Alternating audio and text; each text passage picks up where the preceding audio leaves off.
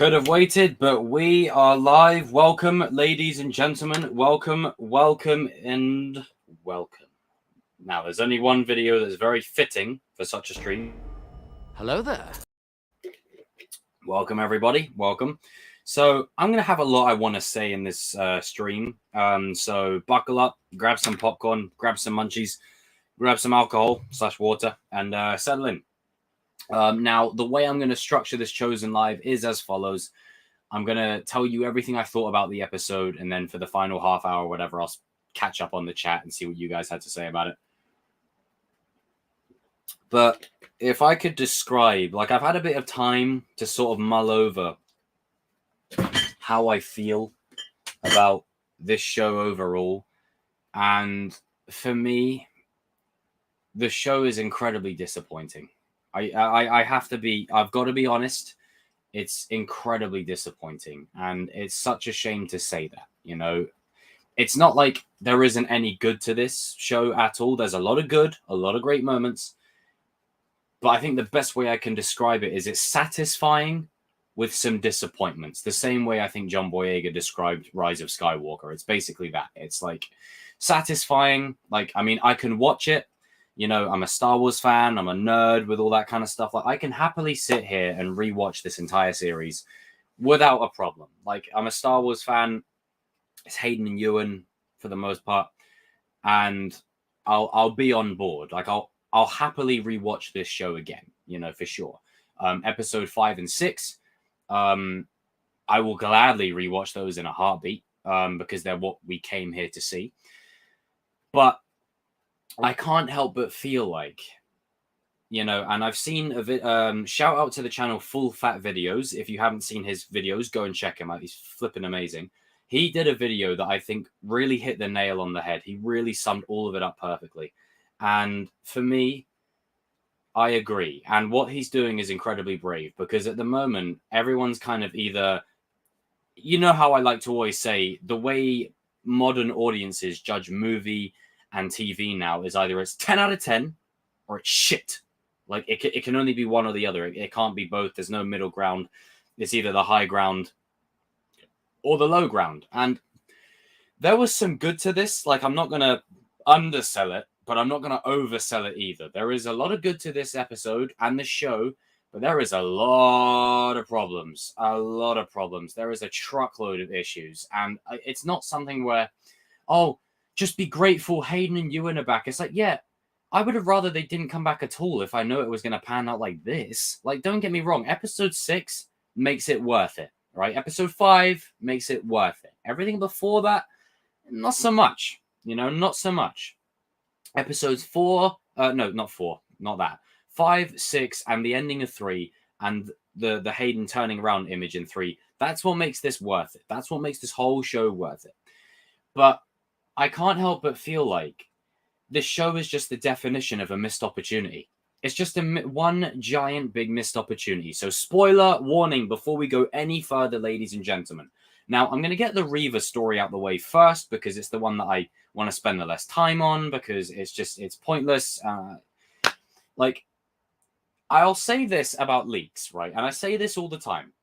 Even though you read a leak, it doesn't necessarily translate to how you're going to feel seeing it play out. Dare I say it, the way the show played out is better than the leaks described it. Not saying much, but it's better than the leaks described it or it would have had us believe. Now, in regards to Reva's story in this episode, for me, the biggest problem with Reva in this show is not that she's poorly written or anything like that. She's not poorly written at all. That's not the problem. She's just misplaced. I feel like she's in the wrong... It's not the right time, you know, to be shoving this character in our faces when we come here for literally episodes 5 and 6. That's why we're here. And it took us till episodes 5 and 6 to get that. You know, it's like you should have had that energy all throughout the show, you know, instead of leading Obi-Wan on a merry goose chase with Leia across the galaxy. And Star Wars, you got to stop doing this thing of where you have the older figure and the younger figure. Yes, it works for Din Djarin and Grogu. Yes, it works for Kanan and Ezra. Yes, it works for Omega and Hunter in Bad Batch. But there comes a point where like you're starting to overuse it. You're starting to don't overuse it, man. Like, use it sporadically. Don't use it every 2 seconds to try and, you know, say, hey, you know, we've got good character relationships here. I mean, that's just one avenue. There's so many other ways you can make intricate character relationships that don't always necessarily involve an older mentor or younger mentor dynamic. Now, obviously, that's a key element to Star Wars that will never go away, but there's a way that you can do it without it taking up all the screen time. And I feel like in between half of this show, there's like a moment where the creators of the show didn't know what the hell to do. So they were like, okay, let's have Leia be captured and then go on a merry goose chase just to buy time for this episode until we get to the juicy stuff. Like, that's what it feels like to me. And Reva's arc and her motivations are so unclear. They make no sense. Like, it's you're telling me an Inquisitor that infiltrates the ranks of the Inquisitors, right, to take out Vader. Now, the principle of it, I like. I think that's sick. That a former youngling who survived, don't know how, somehow, she survived 2 stab wounds. That's another problem. Star Wars, can you stop doing fake out deaths? It's starting to get annoying. She's stabbed twice, right? Somehow lives. But, you know, I like the idea that she's this, you know, person who survived Vader's onslaught in the temple, and she's out for blood. She's out for revenge, but she's playing the long game. She's waiting for her opportunity to go behind him and then whoosh, and strike. And I like that. But the way that it's played in this show is Reva wants one thing 1 minute, then she wants one thing the next, and then her redemption, quote unquote. Now, to my loyal subscribers, you know me. I'm a big sucker for a redemption arc. Reva's redemption was completely unearned. That was unearned. That was not earned out of... No, not buying it at all. And for me, I would have had her killed in episode 5, not because I hate the actress, not because I hate the character that much, but because it serves the emotional gravity of the story. Think to Fallen Order when Vader walks up behind Triller and then whoosh, whacks her one. You know, it's like, it's intimidating. It sets the tone that, yeah, Vader's not one to be fucked with, you know? Like, it's there's moments where they go 80% with Vader and then they pull back. And it's like, why do you keep doing this? They even did it in this episode. Why do you keep doing that? You should have killed her in episode 5. And maybe as she's dying, her last breath is maybe sending something. I don't know. You could have done something else with her that didn't involve her going to Tatooine to see Luke. The point of when Luke ignites the lightsaber, right? When he ignites the lightsaber in A New Hope, like that, it's the first time he's seen a lightsaber. The first time. You're telling me he didn't see Reva's lightsaber in the corner of his eye? You see what I'm saying? It's flying so close to canon that I'm like, yo, slow your roll. Like, you're doing too much. Like, you could have just left Luke. Maybe she found out where Luke was, but you don't actually have to go to the moisture farm or the homestead or whatever and then actually have it there. Like, there's an ambiguity. There's a mystique around A New Hope when Luke is being told all these tales of the Jedi and everything when it was just 8, 9, 10 years ago. That's not that a lot of time in the grand scheme of things. You see what I mean? You're taking away from the gravity and the magic of A New Hope. I don't like that. And Revenge of the Sith, again, it's my shit more than anyone's. Hayden Ewan, those are my boys. And even I'm ragging on the show. So that's how you know there's a problem here. Like, I want to love it. I'd rather someone said, Jacob, you're a shill. Stop shilling for this show. I'd rather that. Call me a shill. But I've already been called a hater because I already have an opinion that this show just fell short of the mark. Like, is it bad? No. Is it great? No. Is it good? Yeah, it's pretty good. I'd say it's pretty good. And it's the same kind of way how I felt about Rise of Skywalker. It's just pretty good. That's literally all there is to it. It's literally just pretty good. It's nothing more. And I feel like we're at a point now where audiences are so... How do I put this? The bar for storytelling is so low now. All people give a fuck about is cameos. Who's appearing in this? Who's going to guest star? What's the end credit scene? Motherfucker, what's the story? What's in it? Everyone's freaking out about Qui-Gon at the end there. And I'm like, yeah, it's cool, but it's not earned whatsoever. It's like, it's just thrown in there at the end to set up season 2. And my problem, but someone will say, oh, but they didn't set him up to be in it much. Yes, they did, since episode 1. And the thing is, regardless of what they set up, you have Liam Neeson who wants to come back. Why have you not utilized him more? You could have had dialogue scenes between Obi-Wan and Qui-Gon. Obi-Wan says to Qui-Gon, excuse me, Master, in the afterlife, chilling with a little margarita. Excuse me, I did exactly what you said. I trained this kid, and look what happened. Our Jedi Order is dead. Our home is gone. All of our friends are dead. The dude tried to kill me. I had to tear him limb from limb, and now he hates my guts and he wants to kill me, and now I'm living like a hermit. I'm living like a bloody 70s hippie. Like, we're out in the sand dunes. Like, what kind of smoke is this? Like, why are we not getting scenes like that where he's challenging Qui-Gon? That's emotionally rich storytelling. And the reason I have such a problem with this is because this show was marketed to be a limited series. The way the show plays out, it doesn't feel like that. It feels like it's literally season 1 of 6. Like, it doesn't feel like a limited series. It feels like the moments between Anakin and Obi, they feel like a limited series. However, everything else surrounding it feels like it's season 1 and setting up season 2. Now, there was rumors of a season 2, and I think given the success of the show overall and how well it was received when it first dropped, and the numbers, and from the business perspective, a season 2 is definitely happening. 100%. Like, it might not be in the next year, but it's going to happen. And with the way Disney and Lucasfilm keep breaking canon to justify plot threads, what's starting to really piss me off about it is you don't even understand your own canon. Qui-Gon cannot appear as a Force ghost. He can't appear. He can't be there. He can't be there. Because then why is he not in the original trilogy? Now, obviously, the external reason, the original trilogy was made before the prequels. I get it. But you still need to weave it into the story in an organic way. That's why George, at the end of Revenge of the Sith, tied up everything in a nice little ding bow. So that way, when you watch A New Hope, it still flows. There's still a few questions like 3PO and his memory. I mean, George, that was a bit of a shoehorn, you know, wiping 3PO's mind. I mean, that was a bit naughty. But other than that, everything else flows seamlessly for the most part, 80%. This show does what Rise of Skywalker did. It contradicts its own canon. How is Qui-Gon there? He can't appear. He can't. He learns how to become a Force ghost, but he never finished the training. He only got enough to the point where he could teach it to Yoda, and he could teach it to, and then Yoda could in turn teach it to Obi-Wan, and they could in turn grab Anakin in time when he passed through the Force. That's literally it. Now, it doesn't mean that Mace Windu or Shakti or whoever can't communicate through the Force.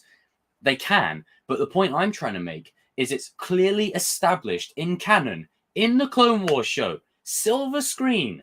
He can't physically be there.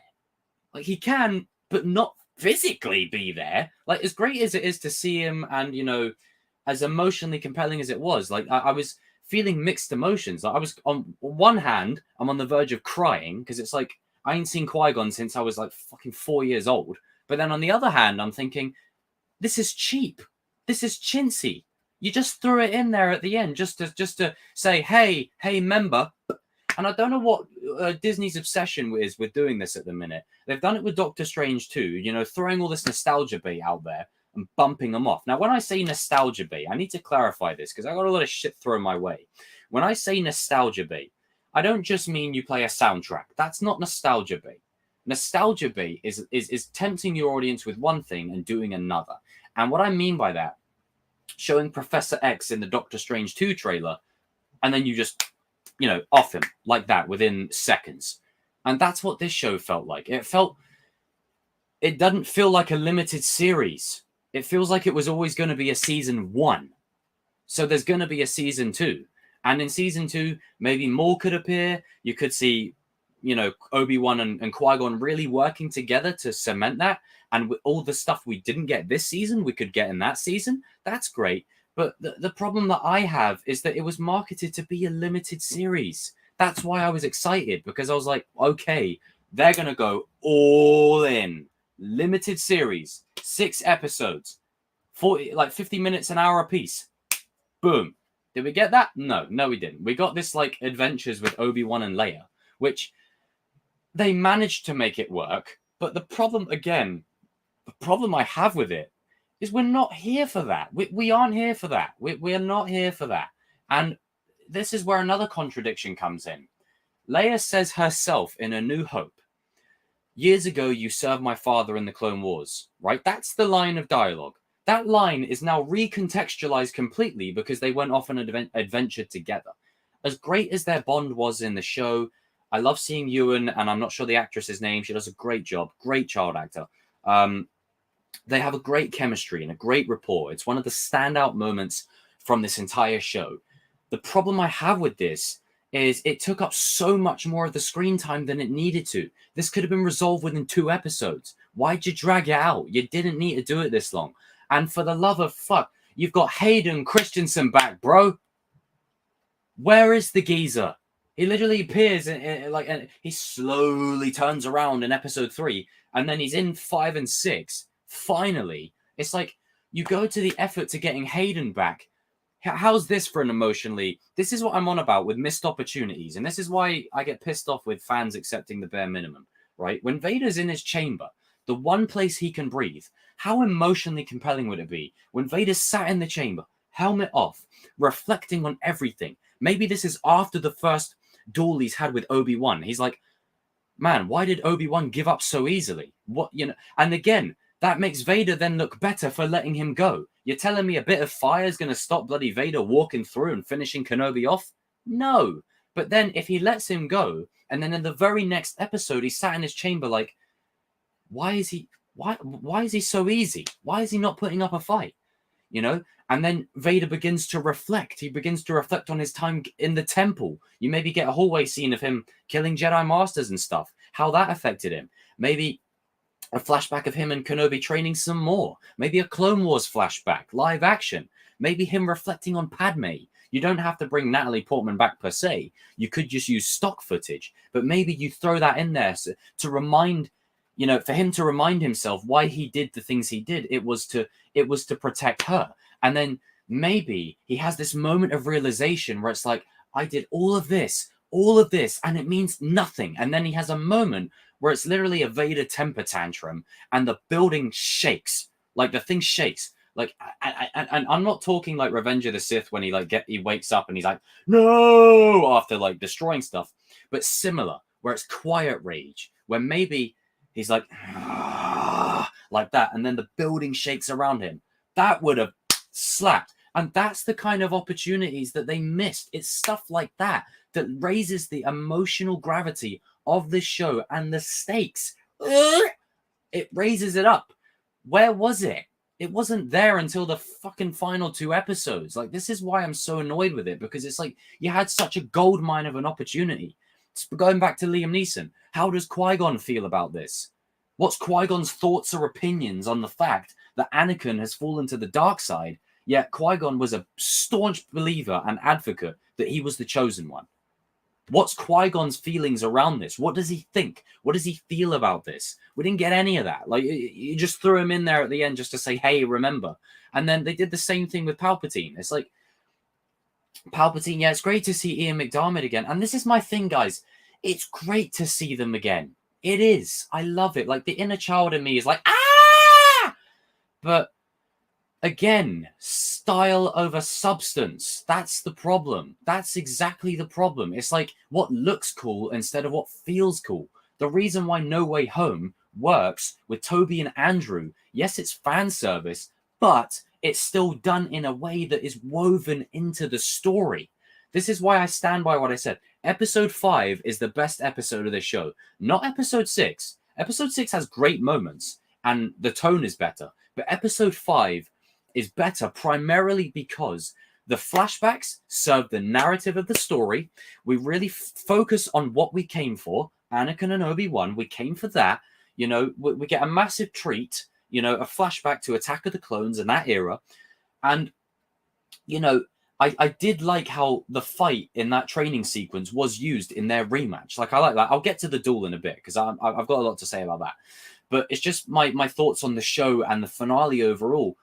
it just didn't hit those emotional beats. And to all the people that are ragging on me for my opinion, you guys would have accepted anything anyway. So don't tell me that I'm being too demanding, or you wouldn't know the difference. Like, you wouldn't know. You know, Star Wars fans who became a fan 5 years ago. I've been a fan since bloody 1999. Like, come on. Like, you know, and I don't mean to gatekeep, but I know my stuff and I know my shtick, especially when it comes to Anakin and Kenobi. Them two in particular. I know the ins and the outs. You know, I know all the behind the scenes stuff. I've done the research. I used to be reading encyclopedias on this stuff. Now, maybe that's a double-edged sword. Let me take a swig of water. Pretend this is blue milk. Maybe this is a double-edged sword. Maybe because I've had so much time to, over these 20 years, prepare what I believe is the better story to tell. Maybe my story is conflicting with what's being presented. Maybe that's the problem. Maybe I feel like my story would have been much better because, and I'm going to be honest, it probably would have been. But, you know, I feel like my story would have been much better because I've been thinking about this for 20 years. It's not like I just thought about it because Kathleen Kennedy comes out on stage. Oh, Ewan McGregor's back. A couple of years later, oh, Hayden's coming back. It's not like I just thought about it since then. I've been thinking about this since day one. Day one. 20 years I've been thinking about this. And to see it play out like this, it's heartbreaking. Like, why are we setting the bar so low to where we're like, you know what? We're accepting mediocrity now. Like, we're accepting the bare minimum, you know? And another problem, the show is setting up too much. It's like Reva's probably going to have her own show where she becomes a rebel. Roken's probably going to have his own show. Tyler's probably going to have a spin-off. Quinlan Voss was set up. You know, Vader's probably going to get a show of his own. At this point, Mace Windu will probably even get one. You know, everyone gets a show. You get a show. You get a show. It's like, yes, it's great to see these actors again. Yes, it's great to see these characters. But you don't want to take away from the moments of their characters. You don't want to ruin that moment. Like, at this point, right, this is where I have a problem. In Rise of Skywalker, Rey hears all the voices of the Jedi past. Great moment. Awesome. However, right, Force Ghost can't be there, but Force Ghost can be here. A Force Ghost that didn't even learn how to fully be a Force Ghost. You see what I'm saying? Like, canon is complete. It's all over the gaff. It's completely contradictory. It doesn't make any logical sense. It doesn't make sense to when you watch stuff that's before or after. Yeah. You know, and I don't want people to get the impression that I'm ragging on it too much. I'm just being completely honest and sincere. I know I've gone for about 22 minutes now ragging on it, and I have positives. I do have positives, but I'm just speaking about the show overall. The show isn't what I wanted it to be. And again, maybe that's a me problem. Maybe that because I've spent 20 years thinking about it, maybe nothing would have lived up to the hype. But the thing is, I would have been fair. For the first few episodes where basically nothing happened, I was saying, don't worry, it's a slow burn. We're going to start getting stuff. And then Obi goes off world, and then it's Leia and friends. It's just like, you know, come on. You know, I tried so hard to stay really positive, but the way this show's played out is it's just good, you know, and I don't want to be saying that. I want to say, man, that was fucking amazing. I want to be saying that. I want to be freaking the fuck out. I want to be losing my shit. The fact that I'm a prequel kid, and when I saw Qui-Gon on screen, I didn't lose my shit. I was like, that's how you know you screwed up. Because I'm not like, if I'm not feeling it, you've just done it for the sake of fan service. And this is where, again, oh, you got to serve the fans. It's like, yeah, to a point.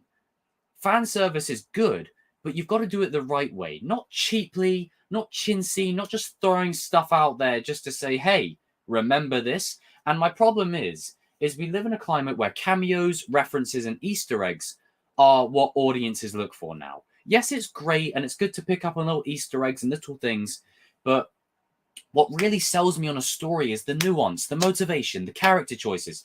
Top Gun Maverick. I cannot stress how much that film is such a breath of fucking fresh air. I love that film so much because even though I wasn't a huge fan of the original, not only did it respect the original, but each character in it felt like a character. It felt like they had a purpose to be there. Yes, some characters could have got more screen time than others, but at least the characters were there and they served something into the overall narrative, and the plot was consistent. It wasn't just like, okay, now we're going here, now we're going over here. It's like, it's just the show it's a big missed opportunity for me. A lot of great moments. I'll get to my positives shortly, but I just want to touch upon that it's just fans will eat anything up nowadays. It doesn't matter what these companies put out, fans will just eat it up, and they'll say, yo, this moment's so iconic. I'm like, yeah, but you're saying that now, but are you going to watch this show in 10 years' time? No, you won't. No, you won't. Anyone who says that, you're lying. Like, I mean, now, again, context is important. If you enjoy it, obviously you're going to rewatch it. I'm obviously going to rewatch it. I'm a fan of Hayden and Ewan. Of course, I'm going to rewatch it, despite my feelings of how they could have done it better.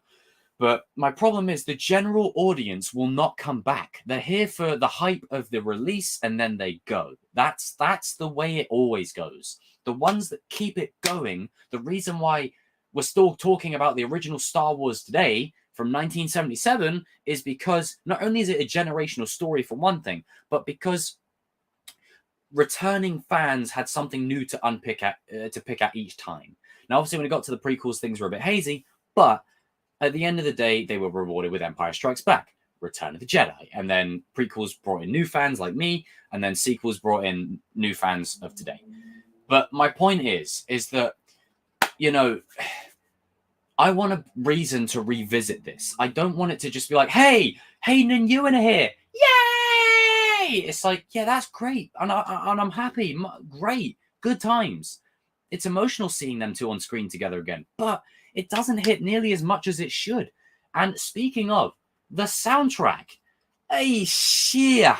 Like, Natalie Holt, right? There were moments throughout this series that you did a great job, where Vader's walking to the ship, in that rendition of Imperial March is playing, when Vader's walking through the village, when Vader's suiting up, when Obi and Vader are duking it out, and then Obi throws the rock at him and stuff, and it's like quite a sad moment. Or when Obi's like, in the traditional pose, like that's good. But by and large, the soundtrack is so disappointing for this show. It's so disappointing. And I had conversations with people in the chat about this. They'll say, oh, well, it's nostalgia. No, it's not nostalgia bait. It's called thematic storytelling. There's a reason why Imperial March plays anytime Vader's around. It's because what we associate with that character. There's a reason why when Jack Sparrow's on screen, dun dun dun dun dun dun dun dun dun dun dun dun dun dun dun dun dun. It's because we associate it with that character. What's his name? Thor, right? Even in Ragnarok, they still have the original, Thor theme in there. Even though it's a remix, it's still there because it's the identity of the character. And when you hear it, it triggers that emotional response where you're like, shit. And they had the gall to play it at the end of the episode. All of it. They played Imperial March. They played Leia's theme. They played a bit of Binary Sunset. I'm like, what? You know what would have been the cherry on top is when Qui-Gon turns around and they play Qui-Gon's Noble End, or not Noble End, Qui-Gon's theme. You play that there or something, that would have been like, okay, all right, fine. But it's like, why didn't you just use it sporadically this whole show? I'm not saying you use it in every single scene, but Kevin Kiner does it for Clone Wars and Rebels, and it works. Michael Giacchino does it in Rogue One. You can hear it. Like, why is it so different here? The moments in this show would be upped to the max if the soundtrack was what's the word? Complementary of what's going on screen. When the great performance by Ewan, and when he's looking at Hayden and he's like, I'm sorry, Anakin, in the most heartbreaking scene. Where was that across this whole show? We needed more of that. The reason it hits so hard and it's heartbreaking is that's why we came here, to see that bond. These are best friends. Their relationship falls apart. And Anakin allows this to happen, Credit Rick McCallum, the behind the scenes for that. It's like, it's such an emotionally compelling story. There's a reason why Vader is regarded as probably one of, if not the most interesting cinematic character of all time, whether it's Vader or Anakin, because the layers and the detail, no pun intended to layers, it is so strong. It's unmatched. There's no character like him. I mean, there's characters like him, of course. You could say Walter White or whoever, But at the end of the day, my point is, he's such a deep character, and they just scratched the surface of where they could go with him. That's why it breaks my heart, because it's like you're just tapping it. Go all in. I don't care if people start crying their eyes out. That's the point. This isn't a time period where Jedi are like smacking each other on the arse with towels and, you know, sunshine, lollipops, and rainbows. Like, they're not doing that. Like, it's a very dark period. Like, it's a very, very dark period. Like, I knew exactly the drill for when I started watching this show, what time period we were in. You know, it's like, okay, right, we're in a really shit show, you know, of a time period right now. There is no silver lining to this. There is no happy ending, you know. But unfortunately, the show just doesn't go that way enough for me. And again, I feel like the bar is so low now of who's in it, who's appearing.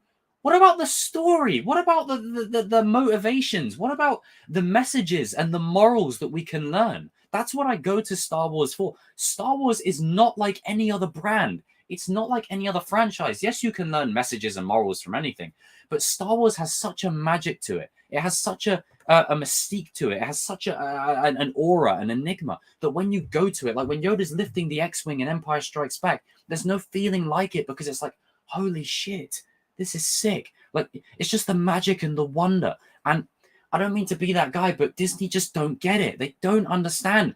It's not that hard. It really isn't. Ever since they took over, The Force Awakens was a good start. I didn't like everything about it, but it was what it needed to be to get Star Wars back on track. I accept that. And it's a good first act, okay? You may not like it, but it does what a first act needs to do. Then you've got Rogue One. Now, the first act of that movie is a bit arse. I'm not going to lie to you. But the second and third acts of Rogue One are some of the... like, everything from Edu onwards is some of the best Star Wars you will ever see. Ever. So we're 2 for 2. Then we get to The Last Jedi, right? Controversial, divisive, or divisive, however you say it. And it doesn't feel like a second act movie. Then you got Rise of Skywalker. Cheap fan service, retaliation in response to The Last Jedi, no real identity of its own, wasting characters. Once again, John Williams carries the movie, more or less. Then you get Mandalorian Season 1 and 2, which arguably saved Star Wars and kept it afloat because of little Grogu. Like, if it wasn't for Grogu, like, Star Wars would have been dead and buried without Grogu. I'm just calling what it is. Book of Boba Fett. Like, so underwhelming. You bring Cad Bane into live action just to kill him off. What's going on over there at the House of Mouse? What are you doing? Stop it.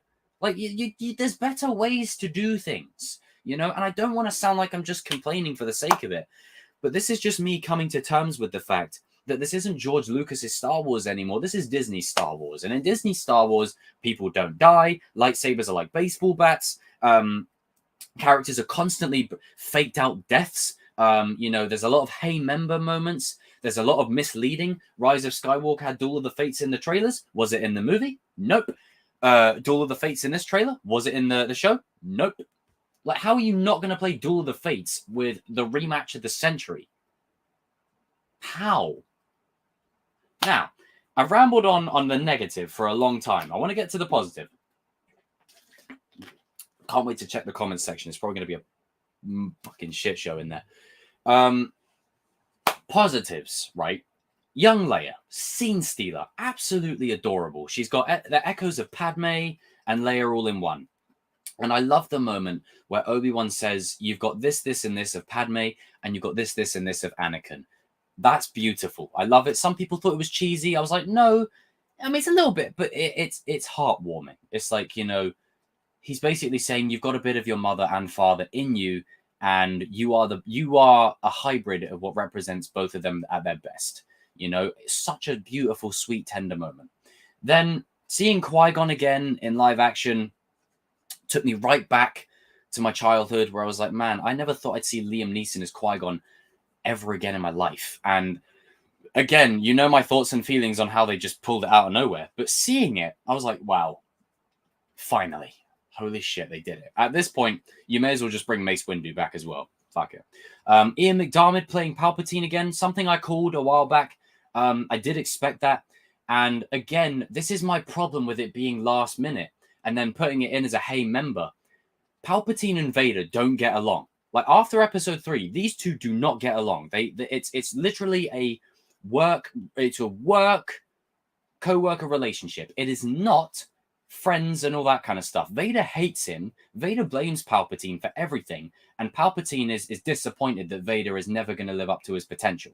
Like they both are trying to play the other guy up. That's why Palpatine says to him, perhaps, your feelings are unclear on this matter, Lord Vader. He's testing Vader to say, hey, do I need to replace you? And Vader's like, no, Obi-Wan doesn't matter. But even in Empire Strikes Back, when Vader extends his hand out to Luke, he says, join me and we can take down this testicle son of a bitch. He wants to take Palpatine out the equation. You could have showed more of that struggle, that power struggle between the two of them, showing that, yeah, even though Vader's on the dark side and he may have all this power, he's still powerless in comparison to Palpatine. Like, there's so many... You see what I'm saying about the missed story points? But it was good to see him again. Vader's castle, I'm glad we got a bit more spotlight on that. Rise of Skywalker didn't show it, annoyingly, even though they were on Mustafar in the opening. I love the opening, though, with Kylo, like, going to town on people. That shit was hot. But, I like seeing Vader's castle a little bit. I like his little throne. I like his setup. The duel. Now, the duel, in my opinion, was really good. It was probably one of the best Disney have ever done. And the only gripe I have with it is this. Like, stop doing this. Like, stop. Can you keep the camera still? Like, the amount of shaky cam in it is so, it's like literally borderline giving me a seizure. Like, can you stop? And then there's like overhead shots where it's like this. It's like, geez, Christ, fuck. But the duel in and of itself, I like the power dynamic. I love the fact that, Obi-Wan basically embraces his like old school stance, does that, says hello there at the end of the episode as well. I love that. But he's in his stance, and I like the way they switch fighting styles. I like the way that Obi-Wan takes the fight to him. Yes, Vader swings the first strike, but if you look at the way the fight plays out, Obi-Wan's going at him. He's going after him, and he's putting Vader on defense. It's such a great parallel. And there's a moment where, he's going to town on Vader. He lifts up all the rocks, throws them at him. You see that full power on display of the potential of Jedi, like the potential of how powerful the Jedi can be. And then there's that moment where, Obi literally gets the bloody back of his lightsaber hilt and starts smacking it. Like he's smacking it right into Vader's chest plate. Bang, bang, bang, bang, bang. And then, he's doing that. He's doing it. Keep doing it. And then he jugs him over there, right? And then they're locked. They're saber locked. And he dashes a bloody rock straight at his head. And the score's building to that crescendo. Sounds like Anakin's like betrayal in there, or the Battle of the Heroes, sorry.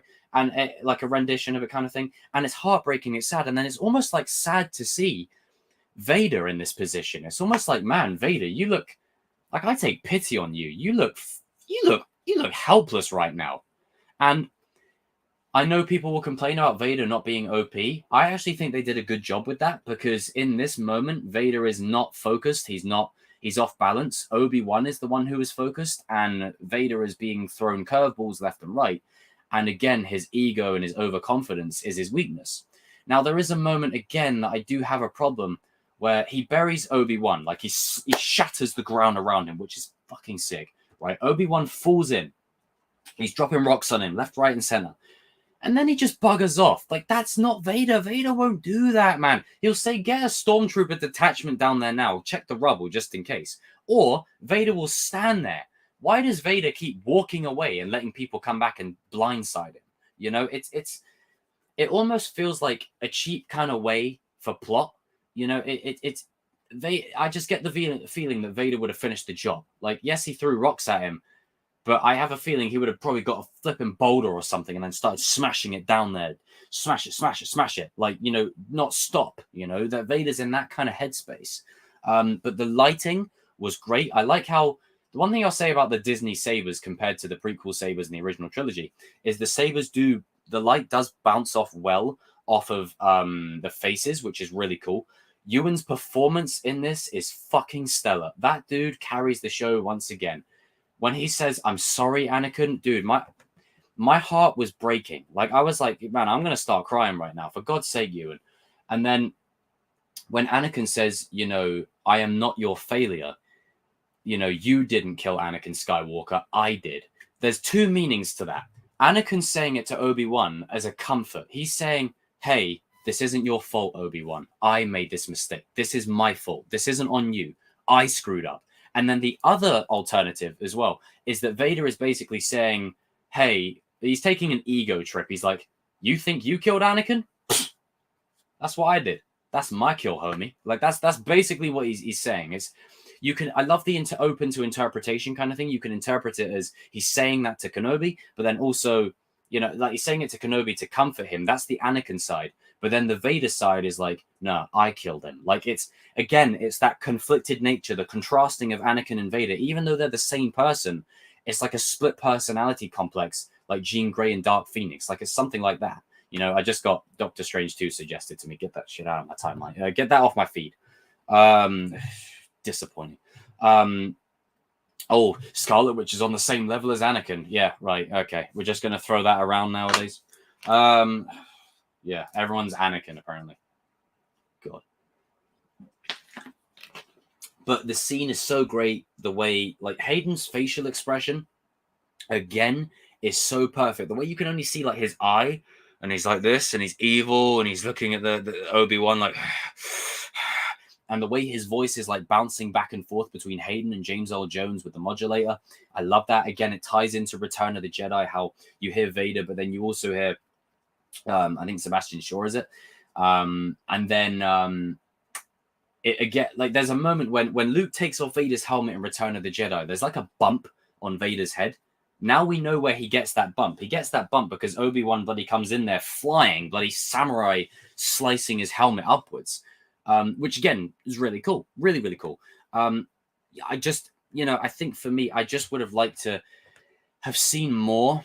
And you know, this show isn't bad. I don't want people to get that impression of my ranting earlier, but it's just so many missed opportunities, so much that they could have done, so many avenues that they could have explored with the characters and the motivations and the story, and really driving this home that this is best friends. This is heartbreaking. This should have been Winter Soldier Stephen Bucky levels. Like that's how far it should have gone. It should have gone to that point. I did like how the Grand Inquisitor was challenging Vader, and at a point I thought Vader was just going to say to him, just shut your punk ass up. Then there's a moment which is clearly a reference to A New Hope, where the Star Destroyer is going through the space, and they're going through space, pursuing Obi-Wan and all that kind of stuff. Now, the Grand Inquisitor says, let's go after the rebel lot. And Vader's like, no, we're going to go after Kenobi. Shut your punk ass up. Like, that's basically what was being said in that moment. Luke, we didn't get much of him, but what we did was pretty cool.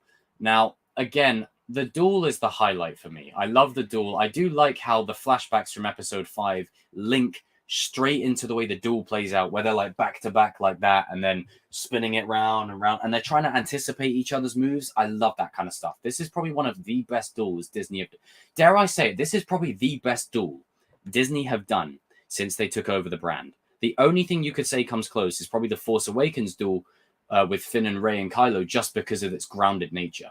Now, again, with Reva pursuing Owen Lars and Aunt Beru, shout out to Aunt Beru and Uncle Owen, because they held down the fort. They were like, you know what, let's go, Reva. I don't care if you're a Force, whatever, let's go. And it actually, again, it recontextualizes A New Hope. So when, you know, Luke rushes back to the homestead and he's like, Uncle Owen, Aunt Beru, Uncle Owen.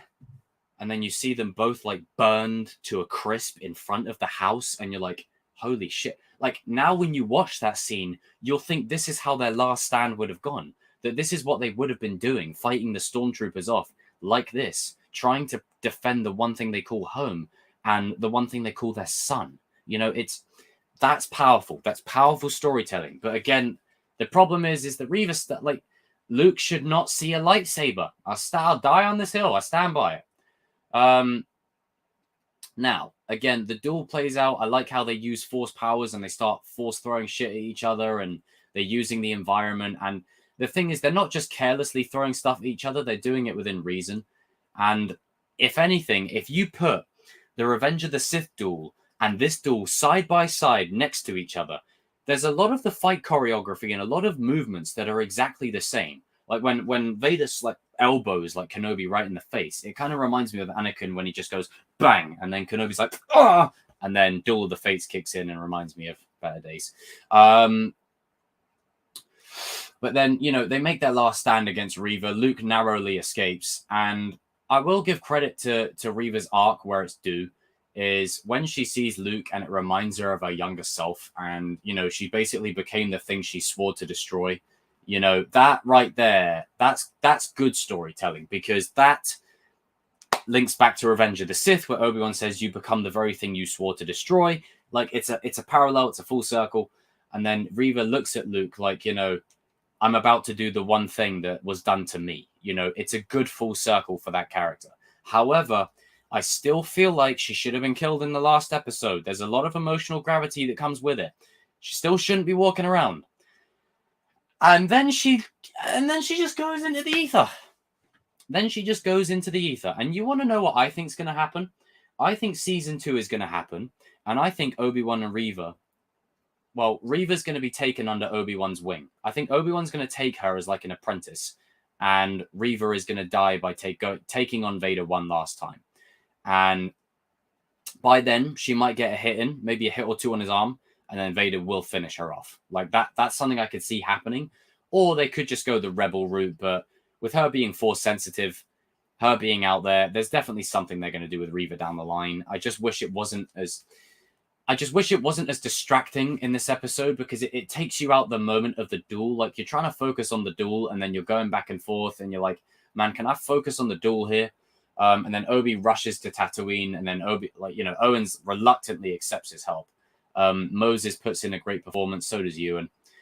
We get the Palpatine scene. Then Leia embraces her like royal roots. She's dressing up. She's all dolled up, but she's got the holster from Tala that Obi-Wan had. And, you know, it basically it sets her up for her Princess Leia arc, where we know her to be however many years from now. And again, it recontextualizes the heartbreaking nature of this, that when, you know, you see Alderaan get blown up in A New Hope, and Star Wars Squadrons confirmed this, that Bail Organa is 100% on Alderaan when it blows up.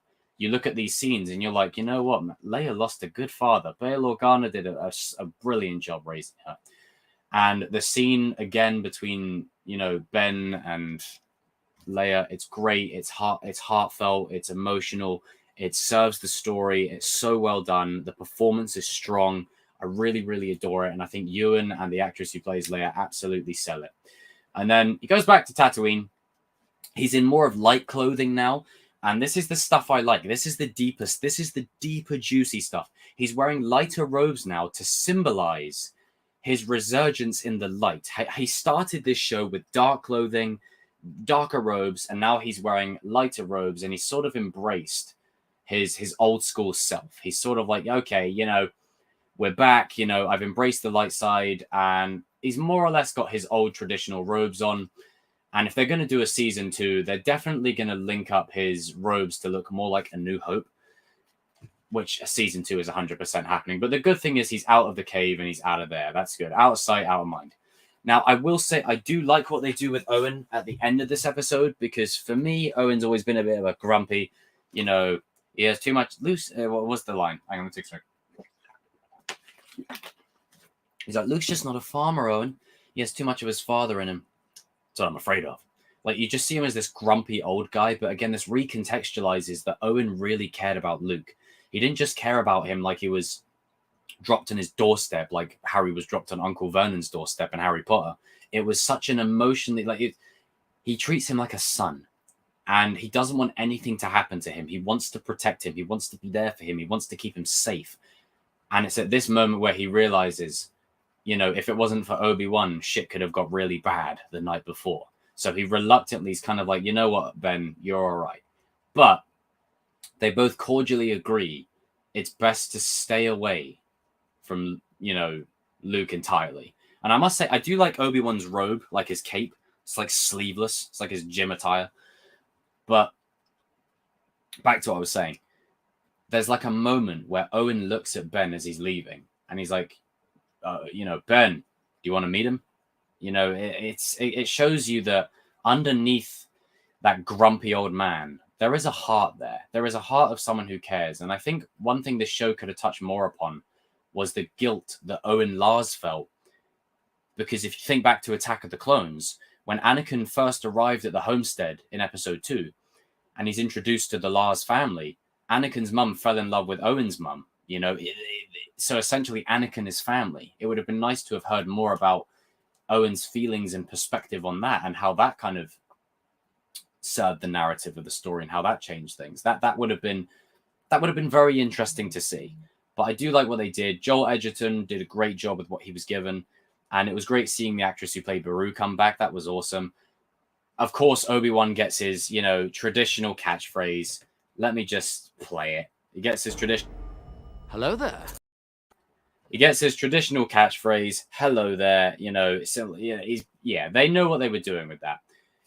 Then the way the episode ends, he's wandering through the desert. You see this blue ominous figure. That's Qui-Gon. Qui-Gon turns around, and then he walks towards the Dune Sea, where you find him in A New Hope, out living as a hermit. So that's essentially pretty much the episode and my overall thoughts on it, and just the fun series as a whole.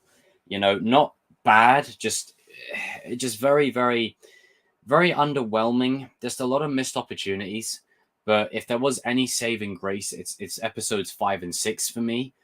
And it's such a shame that, this show didn't really go all in on the foundation that it should have. I've kind of gotten to a point now where I have to accept, and this is something we all need to do, I have to accept the fact that this isn't George Lucas's Star Wars anymore. This isn't even my Star Wars anymore. It's Disney Star Wars. And in Disney Star Wars, a lot of this stuff happens now. And there's nothing I can do to change it. All I can do is literally sit back, hope it doesn't get too messed up, and just be along for the ride. And I think, Vivian is the actress's name for Leia. All I can do is sit back and hope it doesn't get too messed up. So I'm still here. I'm still along for the ride. But in terms of me being hyped up for future Star Wars stuff, it's kind of 50-50 at the moment. Bad Batch Season 2, I really hope that slaps, because as much as I love the first one, it's mostly just for Crosshair. You take Crosshair out of Bad Batch, you lose a lot with that show. I just feel like there just isn't much of a, seeing Ian McDiarmid's name in the credits again, that's cool. I mean, Liam Neeson's going to appear with Jimmy Smits. Let me see if Liam Neeson's appears. All right, and Hayden Christensen. Hang on one sec. Oh, I think he did. But yeah, I'm very 50-50, very mixed. I'm going to go to the chat room now to see what you guys had to say about it. And yeah, it's satisfying, but with some disappointments. Okay, let's go to the chat. Mystic, what's up? Hey, Lisa. Charlie, what's up, dude? Cobra Kai, well, did the finale slap? 50-50. Sensei, what's up, dude? CVO. Oh, hey, Albie. Adam, Tristan, CVO. About earlier, I wasn't trying to be a jerk. For me personally, the music worked well this episode. As for the late uses of themes, I see them as the full transition for the characters. That's fair. That's very fair. That's one way of looking at it as well. Like, yeah, that might have been why they saved it, Special thanks to Dave Filoni. So Dave Filoni did work on this. And I didn't realize the kid and the mum that got transport, they were brought back in the episode as well. That's fair. That's a good point. Transitional period. I like that. Oh, and don't worry about it. It's all in hijinks. Hey, King. What's up, dude? Vader is now focused on other Jedi that aren't Obi-Wan. Leia is now beginning her story as a rebel to the Empire. Yep. Yeah, exactly. The Force theme was originally his. Thematic storytelling. That's it. Yeah, cameos are just taking over everything at the moment. The WNBA. RJ. Nostalgia bait is happening a lot. Yes, it's a big problem. Obi-Wan was a 6 out of 10 for me. Very disappointed. Yeah. Kings be strolling in. The Kings be strolling in, baby. As for Duel of the Fates, that's Maul's theme first and foremost. I know. It's Maul's theme first and foremost.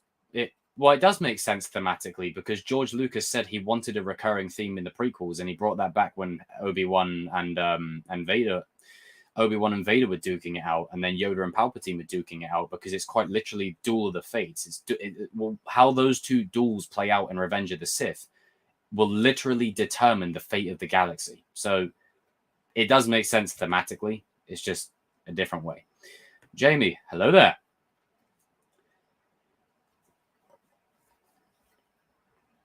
Who's Redemption?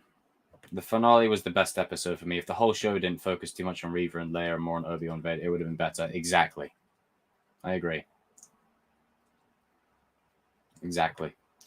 It's 7 and 6.5 out of 10, but nothing worse than Boba Fett. Yeah, that was Jesus.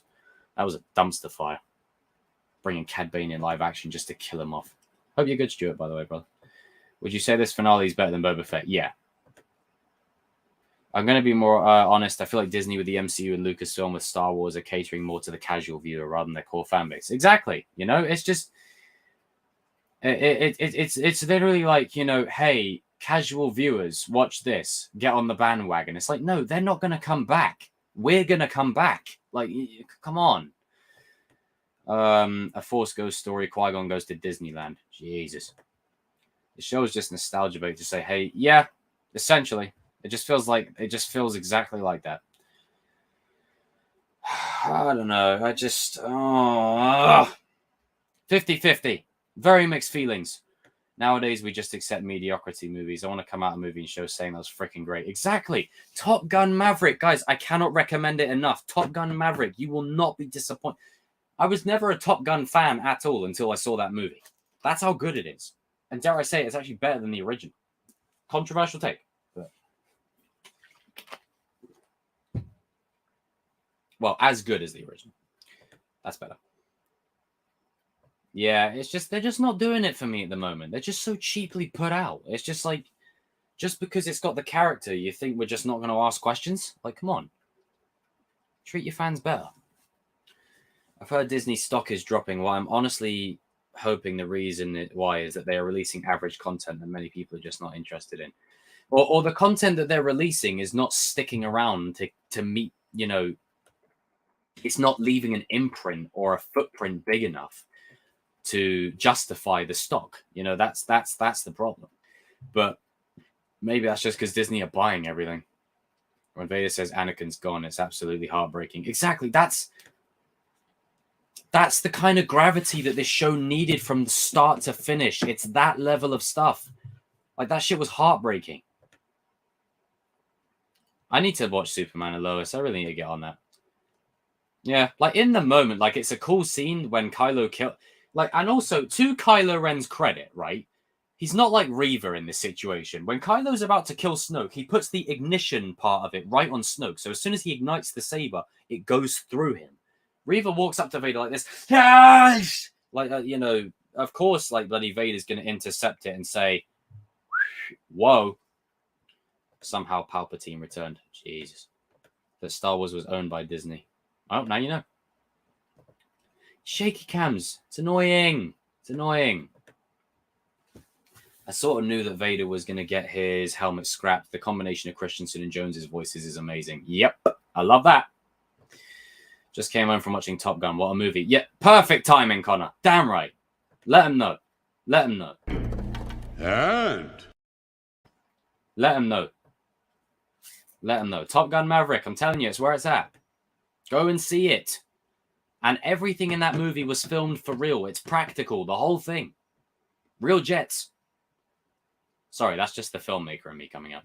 Disney's just milking. Yeah, at this point, yeah. Like, there's like 4 different things in this episode that set up 5 other different things. It's like, what about this thing? Wasn't in the cast. Yeah, I know. Strange. I don't know. It feels like they just throw in a bit of cheap fan service and whatever at the end just to pull you back in, you know? Without Crosshair, Bad Batch really, like, I only watch it for Crosshair. Like, all the other characters are cool, but They do nothing with Echo. Hunter's just like a Rambo, but as a dad. Wrecker's just a bumbling brute. And Tech's just your standard, know it all. It's like they're great, but, Oh, God, you were warned what defeat would bring. Didn't like that at all. I loved a lot in this finale. Obi-Wan's journey, hey Darius, and the stuff with Anakin Vader, the choreography and how powerful the Force felt. Obi-Wan and Beru being badass. I even get Reva more now and Qui-Gon. Well, I agree. It's just they could have done this throughout the whole show. It's they threw Qui-Gon in the end there as an afterthought. And if I'm gonna be honest, I think they changed the ending. I think the original ending was changed because of the reception that this show got. I think they definitely changed something because it feels there's something a bit wonky about it. And it feels like, they've set up for season 2, and it's kind of like, did you really plan to make this a limited series, Disney? Did you really? Because I have a feeling you didn't. Like I would have, if they would have said that this was just season 1, then I would have been like, okay, fine. But they said limited series. So I'm assuming they've had a change of heart. That's business for you. But I agree with a lot of what you said, Darius. I agree with a lot you said. 2-pack Duel of the Fates. Hey, that song slaps. Go and listen to that, everyone. Hey, Lisa. I think the choir heavy bits during the duel were absolutely amazing. The whole score for this episode was a pure John Williams score. They even quoted the searching for Luke scene from Empire Strikes Back. Yeah, I like that. I did like that. When I said Hayden returning as Vader was like Ray Park returning as Maul, I was talking about the fact he did return in Solo. Oh, right. Oh, my bad. Top Gun, because I haven't seen the first one. I got to watch it. Just go watch Top Gun Maverick. You just watch the first one after. Like, you won't know much of what happens, but you only really need to know key things. And then it will make you want to watch the first one. Go watch it, man. Yep. Who do you think Cad Bane should have been killed by? Well, he should have been killed by Boba, but the way I would have had it pegged is you introduce Cad Bane at the end of season 1 and you set him up as the villain for season 2. That's what you do with Cad Bane. And how's this for taking Cad Bane out, right? Jango Fett was the only person Cad Bane could never be. What if Boba decides Cad Bane puts down his EE blaster, he picks up the Westar blasters from Jango, Boba uses his father's blasters, and they're like, let's have a shootout at the end of season 2, bang. Like that. Wouldn't that have slapped? Boba using his father's blasters to take out Cad Bane. Again, poetic, because Cad Bane could never beat Jango. He couldn't touch him. So, like father, like son. Cementing Boba Fett as the best. But no, they do some contrived malarkey where he gets stabbed. And then the way he gets stabbed, you hear his thing beeping at the end to make you think, hey, Cad Bane, wink, wink, could still be alive. I'm like,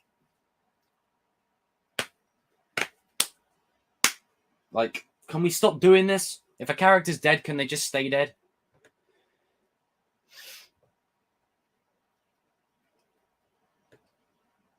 It's a good point. Man of Steel this weekend. It's a good movie. I have no reason to rescore anything from this episode. Every cue is beautifully composed. Well, that's fair.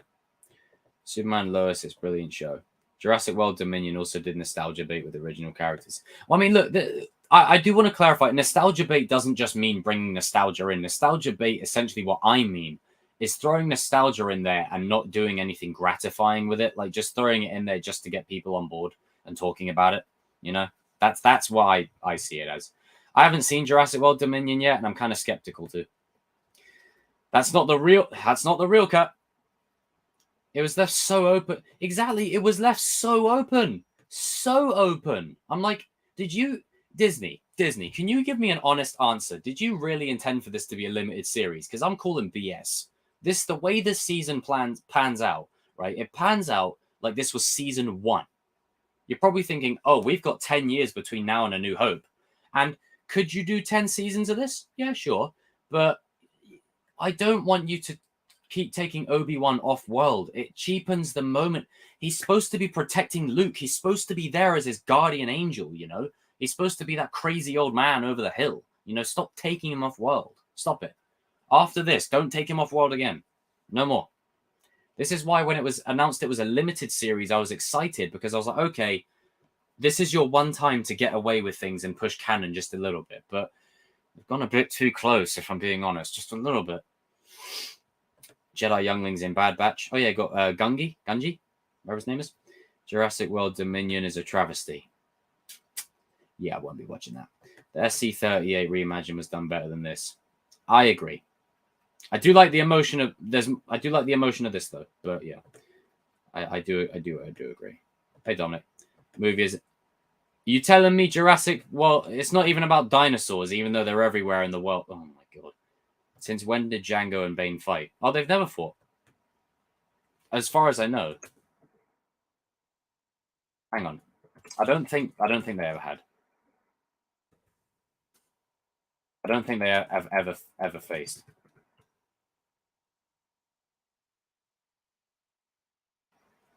I think Cad Bane had a respect for Django, but I don't think they've ever actually had a duel. I don't think Cad Bane and Django have ever had a shootout. I think Cad Bane knew his place. He was like, if I duel with Django in a blaster duel, I'm gonna die. Like that's essentially what it is. He knows he's gonna die. So I think it was a respect thing. He was like, yeah, I'm not gonna challenge you.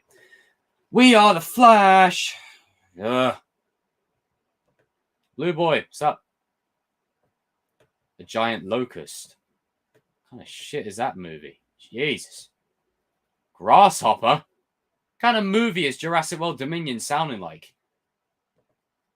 Sounds like Bug's Life, but on steroids. Yeah, that again, it makes no. The Reva's motivation in that scene just doesn't make any sense to me. It's like you're doing one thing and you want one thing and you do another. God's sake.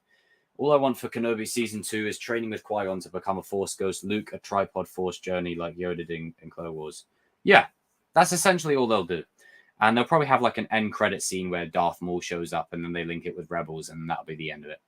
Like that's wanted justice. Laugh my fucking ass off. But yeah, like if you're to do a Season 2, that's all that you can realistically do. You can't do any more than that. Like again, I do want them to be absolutely careful with how they go about this, the rest of this story, because do you know what? I'm gonna be completely honest. I'm at a point now with Star Wars where I'm just here for the ride. You know, I'm just not. It is. I'm just gonna see where it goes now. Shout out to Stuart, by the way, because he even said this, that Andor will probably be the best of these ones. And I'm inclined to agree. And the reason is, now that I've kind of warmed to it, is the expectations for Andor are not there. So Andor could blow everyone away. Like, I think Andor is going to be pretty solid. And Rogue One was pretty solid because there wasn't much expectation around it. So when it did blow people away, it was like, oh shit, this is amazing. So I think Andor will be pretty good. And the thing is, you can tell that they changed the script. The reason episode 4 feels so disjointed is because they tacked it on. You know, it just this. You can't look up the darkness. Reva felt like Vader took away her family and killed her young. She wanted to take away his. At least that's what I gathered. Yeah, like I get that, but my problem is, how does she know? Like that. Like how does she know Luke is his son? Like. How does she get that? Like, how does she know that that Anakin had kids? No one knew that Anakin had kids beside Obi-Wan. How does she like? How does everyone in the universe know these small details? It's like that. There's no one that should know that. Now, if maybe she mind probed Kenobi, or if she got the information like in a pre-existing scene to sort of set it up, then maybe I could buy it. But it just feels so convoluted and so ham-fisted and thrown in there. Like, you took my family, now I'm going to take yours. It's like Vader doesn't even know they exist. How the hell do you know they exist? Like it. And this is my problem. Now that she's alive, she knows that Luke exists. She's got to go. She can't. She's got to go. Like, you can't. I mean, she'll probably be killed like in a later season or something like that. I'm not gonna lie, seeing Ewan McGregor and then Qui-Gon looking, you know, Ewan McGregor and then Liam Neeson looking at each other again after 20 years. That gets me. I like that. But yeah, it's a blood for blood kind of scenario. It's just the way it plays out. It doesn't make much sense. Shopping in the mall. Mall is shopping in the Obi-Wan. Wow. Everything's half price. How do they get a guy that didn't watch Revenge of the Sith? It's like getting someone to write season 4 of Cobra Kai who didn't watch season 3. What are you doing? You basically said plot of Jurassic World, Bug's Life. You're joking. I was joking. Are you being serious? Oh god. Oh dear. Ugh, I'm not paying to go see that then. See when it comes out on Hulu or something. They really should have blasted Duel the Heroes and Vader and Obi-Wan fought in the finale. I'll do what I must. That bit slaps. I like that. Was Stranger Things season 4 better than Kenobi? Good question. Good question. Now, episodes 5 and 6, I'm going to say no, just because that's what I came here for, and that's what I emotionally care about more. But as a package, as an overall season, even though you can't really compare them by and large in broad strokes, like in broad strokes you can compare them, but I'm going to say yes. Stranger Things of season 4 shits on a lot of things. Season 4 is so flipping good. Like Stranger Things, I'm not that hot on, but it does such a good job, especially this season. Such a great job. Big giant locust bugs in Dominion. Wow. Really? Oh my god. Thank God for Top Gun Maverick, for Christ's sake. A bad spy movie. How do they screw up dinosaurs being in the open world? That's bloody mad. I feel like I'm about to... You know, like when you feel like you're about to sneeze and then you don't? So I'll go right now. All right, I'm checking out what you sent me, dude. Kathleen Kennedy says, we did set out to do Obi-Wan Kenobi as a limited series, but I think there's huge engagement and people really want more Obi-Wan. We'll certainly give that consideration because the fans, they speak to us. So basically, yeah, season 2's coming. Great. And what do you mean the fans speak to us? Hold on, hold the phone up a minute. Kathy, come here. The way you structured the end of that episode, right? Let me just lay the foundation. The way you structured the end of that episode, right? You didn't structure that as the end of a limited series. That was structured like you were setting up for a season 2. Don't say that you... Stop it.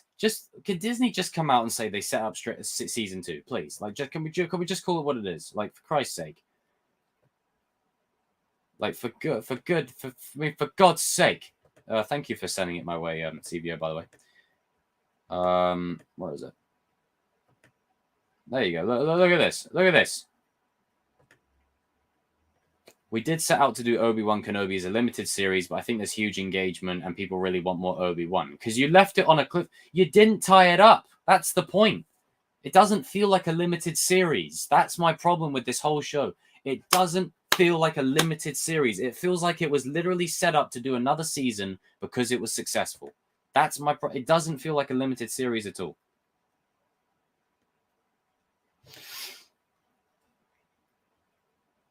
Yeah, Kenobi has higher highs but lower lows. Like I think there's a guy I watched earlier on. He said it best. The episode 6 represents the best of Kenobi and the worst of Kenobi. Yeah, you only need to watch the first one if I'm being honest, Blue Boy. The rest are just, you don't need them. Off topic, do you agree to save your 242 buses? What? What do you mean? I'm not too sure. I have no idea. Oh, saving the buses. Oh, okay. I don't know. I didn't know about that till now. I didn't know about that till now at all. Stranger Things season 4 or Cobra Kai season 4? Cobra Kai season 4. Well, just because I'm more invested. They baited and switched us with an actual show and not the characters. I know. It's like, for Christ's sake. I didn't realize the clone next to Crosshair was Cody. Yep. Let me pull up the episode. Now, I can't play it for obvious reasons because copyright is a thing. And I can't have the sound on either. But I can pull it up just to use it as reference because there's moments that I want to specifically talk about. Right, let's go back here. Right. There we go. Let me see how that looks. Perfect. Okay, so we get, you know, this right here. Like, I must say, Ian McDiarmid looks great here as Palpatine. Really good.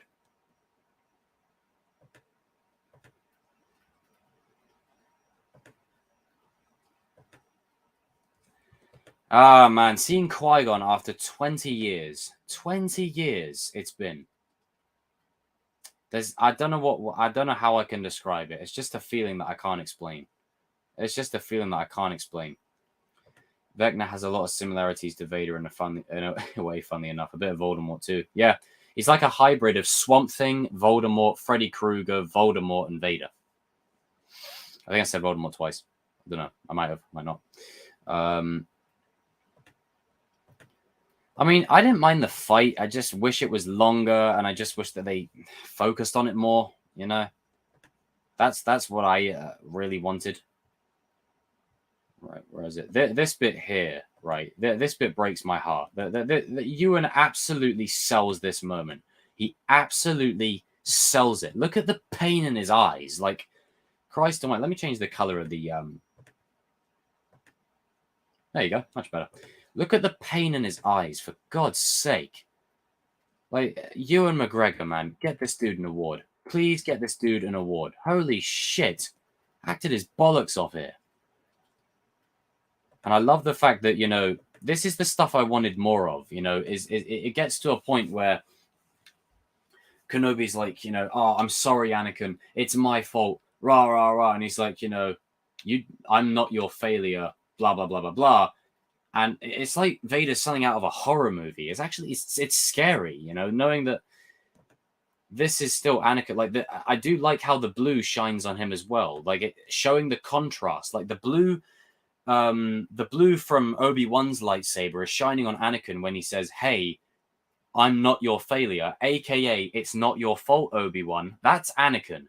Then you juxtapose that with this bit, right, where he's like, you know, hang on, I need it, the red bit, where he's like, you didn't kill him, I did. And that's where Vader comes. It's showing that split personality. It's that split dynamic of the light versus the dark. I love that. That's what I'm talking about in story. That's the stuff I look for. Yeah, he's Jamie Campbell Boa in Harry Potter and the Deathly Hallows. Made a callback to New Hope when he called Anakin Darth. Yeah, that's just I think to further drive it home that this isn't, you know, Anakin anymore. This is Darth Vader. And there's a moment here where they're dueling, right? It's almost kind of hot. I mean, look at my man, bloody Kenobi, right here. Look at this. Space Jesus. There's a bit here, this bit, right? I love this bit. This was pretty dope, right? I think, like, where's this bit after? Oh, okay, no, hang on. He starts, like, bloody shoving his lightsaber hilt, like, right in Vader's chest plate. You know, he starts smacking it, like, right in his chest plate. Hang on. I want to find the exact moment. Where's the exact moment? Right there, look, that bit there. When he gets the lightsaber hilt and he starts ramming it straight into the chest plate, and then he starts throwing the rock at him. Like, as I said earlier on, I felt bad for Vader. Like, I actually felt sad. Like, man, look what Anakin's been reduced to. Like, he's been reduced to this guy that's getting beaten the shit out of. Like, for the boy you trained, gone he is. That's literally what it's like. The Vader shot is sick. It's really scary how much Anakin hates Obi-Wan. It shows how much he's driven to the dark side. Exactly. That's what I love about this show, and that's kind of what I hate. Is it's like they didn't dive on it enough. Like, they should have dived on it much more than they did. And then bloody my man comes in there, bloody full on charging at him, jousting him. And then look, I love this. This is such a great touch. This right here, this is Anakin. Okay, Anakin, brown, you know, blue eyes, bit of dialogue, and then you cut back to Anakin a bit later, and then look, the Sith eyes starting to come back. Like, the eyes change. That's a nice little detail. Really like that. Really appreciate that. Now, obviously, we get the standard. That pose right there is absolutely, oh god, it's OT. Rest in peace, Anakin. Yep. The boy you trained, gone he is. Like, I love this bit here where they're like back to back and then they're like slashing side to side and right and left, and so well done.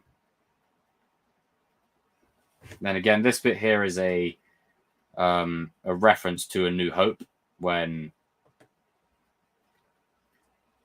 Hang on. Yeah, that's a reference to A New Hope. And again, as great as references, Jesus, man, look at the pain in this guy's eyes. Someone give him a hug. Christ's sake. Heartbreaking. And then this bit here with like young Leia and Obi-Wan, this was great. This was awesome. I love this bit. Such a tender moment where these two are just talking and he's like, you know what? You've got a bit of your mother in you and you've got a bit of your father. You represent the best qualities of both of them, you know? Such a very empowering and moving scene. I love it. I love she tells him to get some sleep as well. Then we got our boy back in his traditional robes. I love it. Now there's a moment here where, hang on.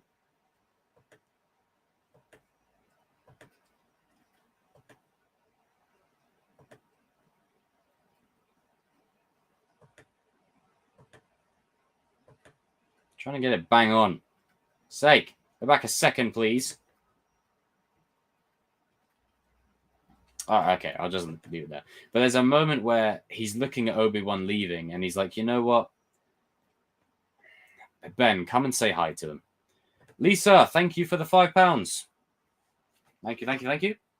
Much appreciated.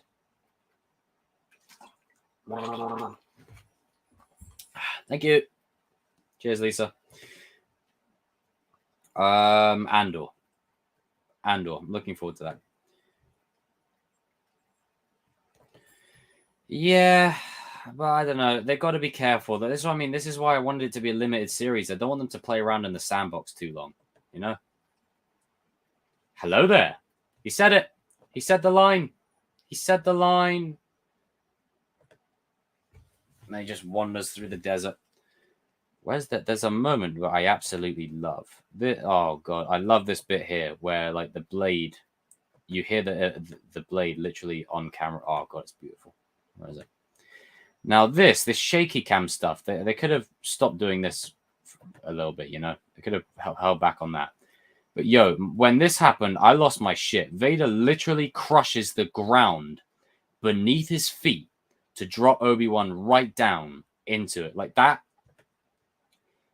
The level of this. I mean, look, Vader has the high ground here. Look, he literally has the high ground. It's right there. Like, he literally has the high ground.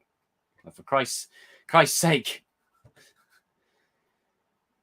In a way, he got what he wanted. Oh, dude, I love the fact that Baru comes out of nowhere and just sucker punches Reva right in the face.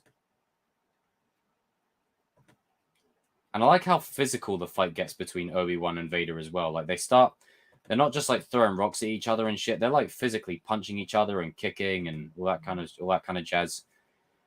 And then, man, absolutely heartbreaking, you know? And look, you can see, and this is how great Hayden is, right? I want everyone to pay attention to this scene right here.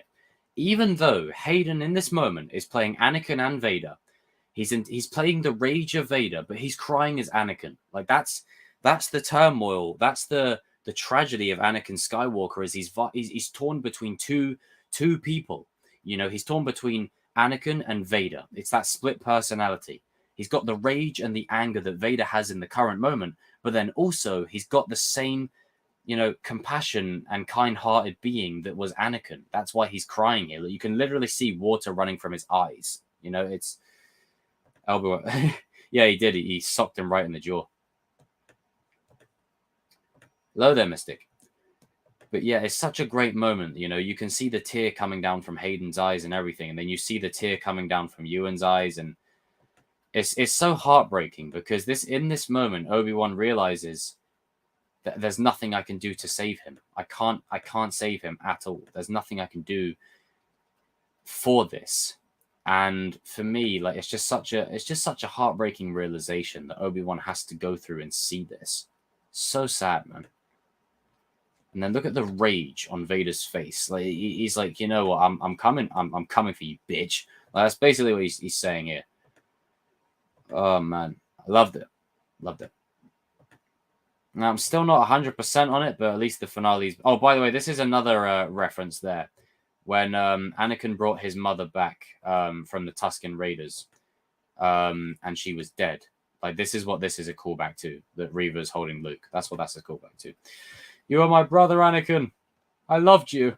Somebody give someone give Obi-Wan a hug, please. And I love the moment here between Vader and Palpatine. I love this. This is that moment where him and Vader are literally in a tug of war. You know, they're vying for... It's a power struggle. It's that conflict. And Vader's got two types of conflict. He's got the conflict with himself and Anakin, but then he's also got the conflict of this wrinkly old testicle-looking ass over here, where, you know, he's just standing there, hood up, going, I wonder if your feelings on this matter are clear, Lord Vader. You know, and he's like, they are clear. Darth Maul. Yeah, Darth Maul will probably show up in season 2. Maybe. We'll see. And I think, you know, you can use Hayden again in the Kenobi show. Maybe you can have another flashback to Hayden and Ewan back in the day. I would like that. But I think in terms of Vader and Obi-Wan ever seeing each other again, you can't have it happen again. I think this is it now. Like, you can't... This show could run for 5 seasons. You cannot have Obi-Wan and Anakin meet again. You can't. You can't. Otherwise, it flies too close, you know? Gotta let it go. Man, Jimmy Smits, man. It was so great to see more of him. Like, he got a little bit to do in Revenge of the Sith, but he wasn't really utilized a lot. But he did such a great job in this show. Such a great job. I love Jimmy Smits. Such a shame that his character gets blown up. A Palpatine to choke Vader like he did to Dooku in the Clone Wars. Yeah. I mean, he could do that, but he knows that Vader would pull up. But then again, Vader against Palpatine. Vader against Palpatine ain't working.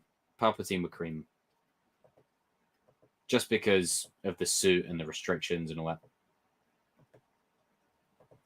What I like about Obi-Wan's hair here is it doesn't feel as messy. It feels very much like his Revenge of the Sith hair, but just longer. It's like a fusion between his Episode 2 hair and his Episode 3 hair.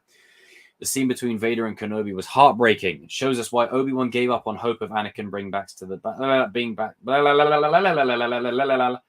Misa going crazy. Bring balance back to the Force and completely focused on Luke. I agree. But maybe this is where a conversation with Qui-Gon will come in, where he'll talk to Qui-Gon and Qui-Gon will say, Anakin is still the chosen one, but maybe we aren't the ones to bring him to the light. Maybe Luke is. Jedi and Sith using karate instead of lightsabers. Spar Wars. Oh, that's sick. Spar Wars. Hey, copyright that. That's sick.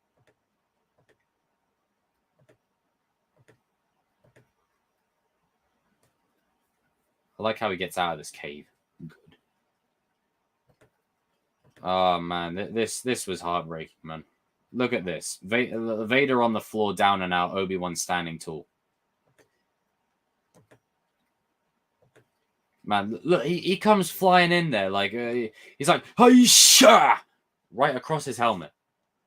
Duel of the Snakes intensifies. Oh, God. Guys and girls, what a series. What a series. What a missed opportunity for a lot of things. Other stuff, not so much. Other stuff, yeah. But by and large, I did enjoy myself. You know, could it have been better? Absolutely, it could have been better. But we'll probably get a season 2. We can flesh out some of the stuff that they didn't go all in with. We'll just have to wait and see. You know, we'll just have to wait and see how it plays out. But thank you to those who joined me this morning for the watch party. I appreciate you all. And thank you to those who tuned into this live stream here. Lisa, thank you for the donation. Really appreciate you. Let me get the moment. Where is it? There's a moment earlier on. Where is it? Look at that. I'm trying to get it on the moment.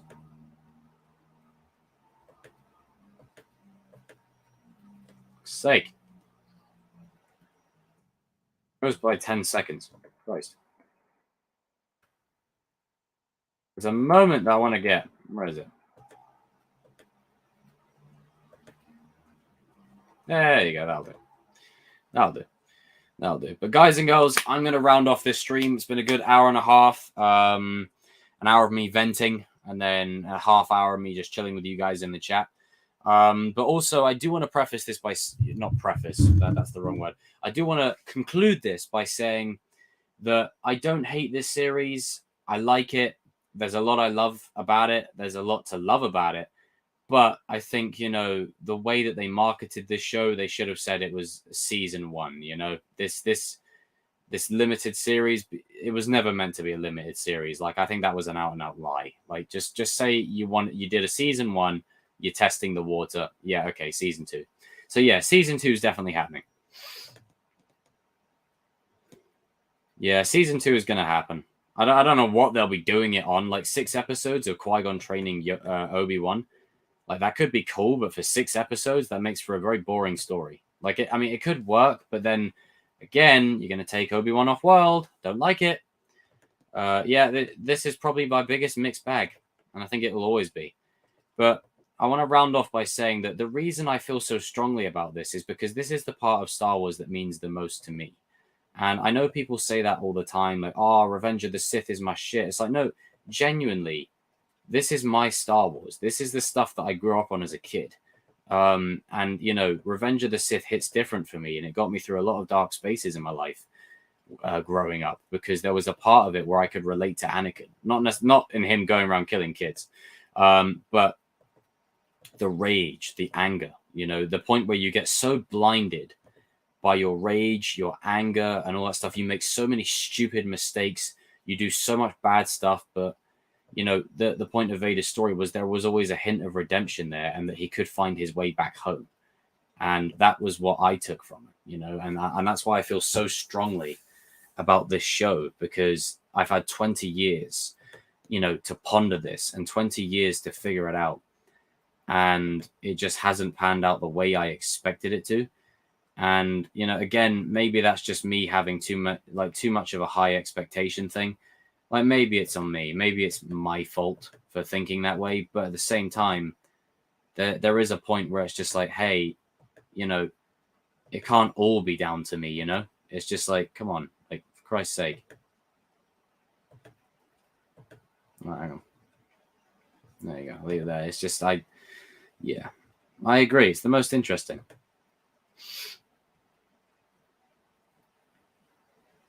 That's a good point, Blue Boy. It's a good point. That's a good point. The thing is, though, what will probably end up happening is they'll have the fight off world. That's the thing. And then with that, I don't like that, because again, you're taking Obi-Wan off world. Stop taking my man off world. For Christ's sake. Like, his mission is to defend Luke, you know? Now, maybe next season it will just be focused on training Obi-Wan. He'll be communicating with Yoda and with Qui-Gon, and it'll be training him in that kind of way. Maybe. Pretty good, but could have been better. I agree. Just kind of hit its mark for me. Kind of didn't. Yeah, I agree. Like, it hit its mark, but not the way I wanted it to. You know, I wanted it to be more than what it was, you know? Damn, look at that shot right there. I like the brutality of this fight as well. I do like the fact that Obi-Wan gets the underside of his lightsaber hilt and starts smashing it in Vader's chest. It's like, yeah, like, that's the brutality of these two. These two are just going all at each other. And I think what's throwing Vader off is Obi-Wan's coming after him. You know, it's a very Obi-Wan going after him kind of situation.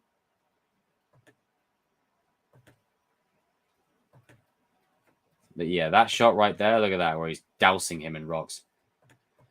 Yeah. Like, I enjoy it, and I can rewatch it, and I'm going to be probably rewatching it, but I just wish they did more. But guys and girls, thank you all for tuning in. I really appreciate you. Lisa, thank you for the donation once again. Kenobi has come to an end. I'll probably be doing a watch party this weekend, watching the whole season, the whole shebang. And for season 2, I guarantee you it's going to be just Qui-Gon training Obi-Wan. You'll probably have Yoda in there somewhere. A Dagobah visit, I'm not too sure, but you might see Yoda on Dagobah. they could weave that in somehow. But there's certain little plot threads like Leia and Bail Organa. They need to stay away from Obi-Wan now. Like that book's done. Luke and Owen, that needs to kind of, you could have them interacting here and there, but you still got to keep them separate to protect Luke. And then you can't have Vader and Obi-Wan meet anymore because that you just can't anymore. Not anymore. But yeah, guys and girls, thank you for tuning in. By and large, wasn't the rematch of the century like we all expected or like I expected. But it was still a lot of fun, still a lot of great moments, and I'm glad that we were here to see it. I just wish this concept art right here was very reflective of what we got, but I do like what we got, and it is one of the greatest Star Wars moments of all time, in my opinion. Great to see Liam Neeson again, and great to see Ian McDiarmid in the role of Palpatine once more. But yeah, guys and girls, I will see you in another stream soon. Until then.